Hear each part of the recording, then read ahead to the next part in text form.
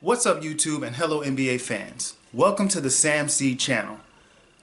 I want to keep this intro short and just tell you that I've seen a lot of YouTube content regarding NBA history, NBA legends, legendary moments, greatest trash talk, and I realized that there was one story that was not being told.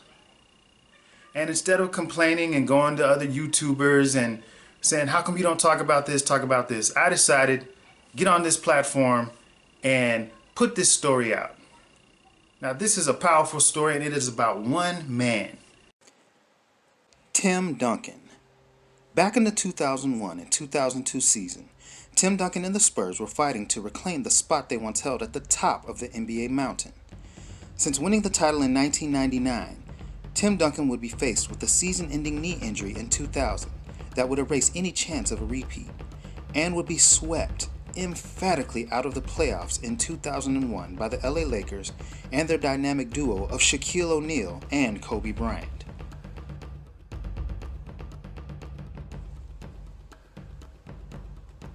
Disappointed, yet undeterred by these setbacks, Tim Duncan would come into the 2001 and 2002 season like a man on a mission, showcasing his phenomenal talent to the entire NBA world by averaging 23.3 points, 12.9 rebounds per game, 3.9 assists per game, and 2.9 blocks per game. Leading the Spurs to the second best record in the Western Conference, Tim seemed poised to reclaim the glory that was once his.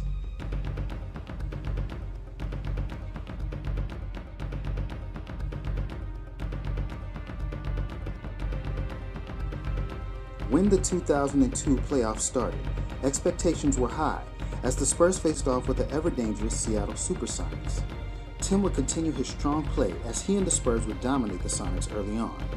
Little did anyone know that tragedy was soon to strike.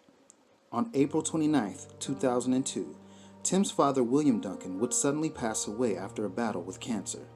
According to players like Gary Payton, it was believed that in spite of the cancer, William Duncan was actually doing better, thus making the sudden loss harder for everyone involved.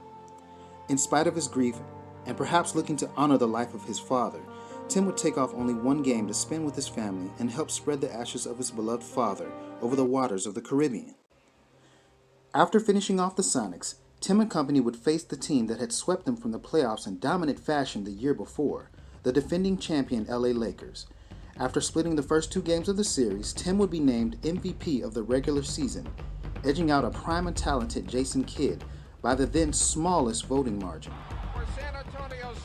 The honor would do little to prevent what followed, as the Spurs would lose the next 3 straight games, suffering fourth quarter collapses in each game.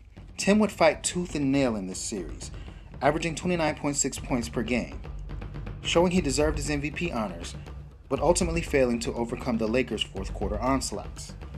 The story doesn't end here, as soon after being awarded the MVP, many in the NBA began to denounce Tim's selection, claiming Jason Kidd was more deserving.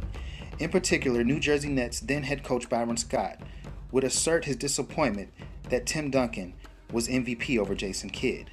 The disrespect reached the ultimate high when, after winning his third NBA championship, Shaquille O'Neal said this. First of all, I want to say congratulations to Jason Kidd, the real MVP of the regular season.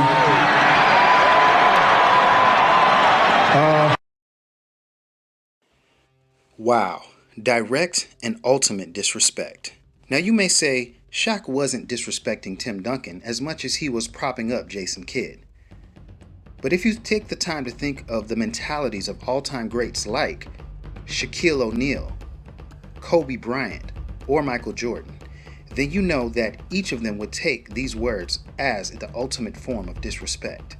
Now, of course, Tim Duncan is Tim Duncan. His calm, quiet demeanor would never betray a need for revenge.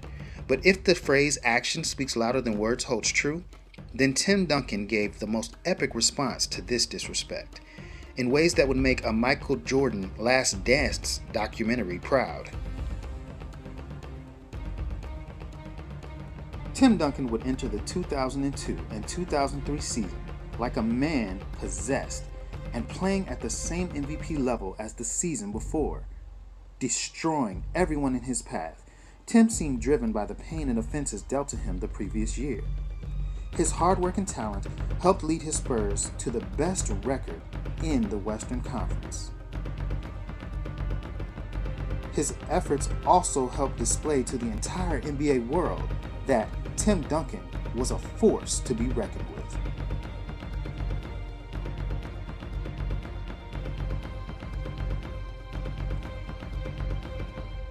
Jumping ahead to just before the start of the Western Conference semifinals, the Spurs were matched up once again against their rivals, the LA Lakers. But before they could begin, Tim would be awarded none other than the MVP of the 2002-2003 regular season. With an elegance and a grace that is a joy to behold. Congratulations, Tim Duncan, 2002-2003 NBA Most Valuable Player. Tim had won his second MVP award and would hold the honor of being one of only 5 players at the time to win the award back-to-back. Tim would hoist his award in front of the man who only the year before had told the entire world that Tim didn't deserve the title of MVP. Tim would go on to average 33.6 points in a 6-game series, ending the Lakers' season but also their quest for a 4th championship, handing them a loss so complete that the Lakers would never again win a championship in the Shaq-Kobe era.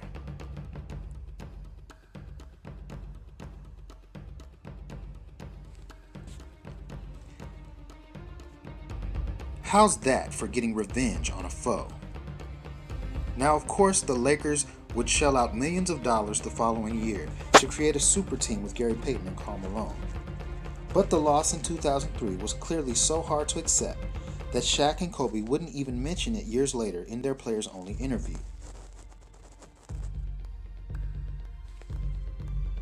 But what about that year's championship? Oh yes, Tim and the Spurs would face off against the New Jersey Nets in the NBA Finals. Yes, the team of the coach who had very verbally disagreed that Tim was MVP the year before. The Nets proved to be a true force coming out of the Eastern Conference, with their star Jason Kidd playing at a top-notch level.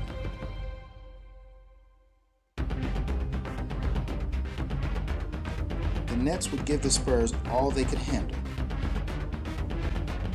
But once again, Tim Duncan and his quest would not be denied. Tim would play phenomenally, averaging 24 points, 17 rebounds, 5 assists, and 5 blocks per game, leaving Jason Kidd, the man everyone claimed should be MVP over Tim, to lament to the media, half-jokingly of course, that the only way to stop Tim Duncan would be send him to the old arena, to the Alamo Dome, while we play here. Then in the championship-clinching game, Tim would finish off the Nets with a near history-making performance, as he netted 21 points, 20 rebounds, 10 assists, and 8 blocks, 2 blocked shots shy of the first ever quadruple-double in an NBA Finals.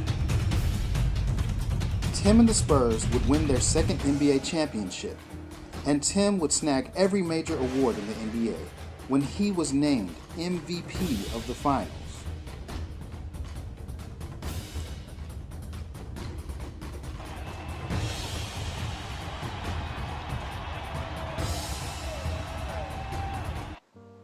Tim Duncan would achieve ultimate success on June 15, 2003. Yes, on Father's Day. 1 year and 2 months after losing his father, Tim Duncan would honor him by winning the NBA championship and reaching ultimate success in front of the entire world.